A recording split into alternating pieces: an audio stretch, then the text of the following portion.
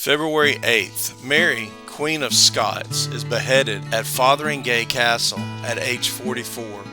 She is convicted of plotting to assassinate Elizabeth I in the Babington Plot. 1862.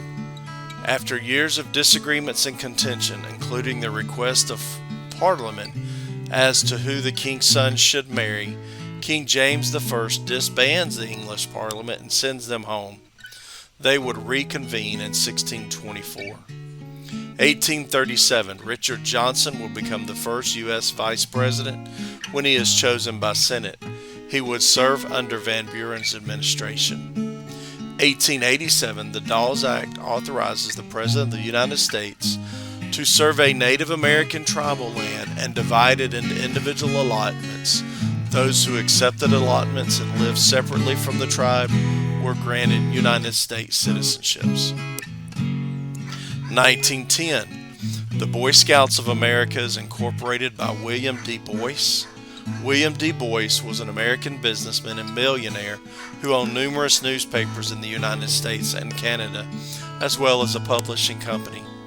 Boyce believed very much in the outdoor activities of the BSA, and he felt they were necessary and important to develop leadership and responsibility in boys, especially for those boys who grew up in the cities, thus turning them into men.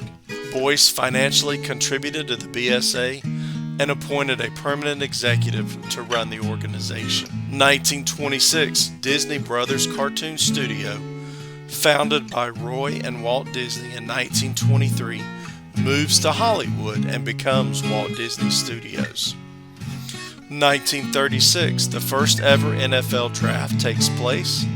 Jay Berwanger from University of Chicago is the first pick by the Philadelphia Eagles. 1965, Motown Records released the supreme single Stop in the Name of Love. 1965, President Johnson deploys the first U.S. combat troops to South Vietnam, with 3,500 Marines sent to protect key U.S. air base near Da Nang. 1968, Planet of the Apes premieres in New York City. 1984, the Space Shuttle Challenger with its crew of 8 set a record as the highest number of people in space on a single spacecraft. These are just a few of the things that have happened today, February 8th in history. This has been Mr. Scott with Today in History. Thanks for watching.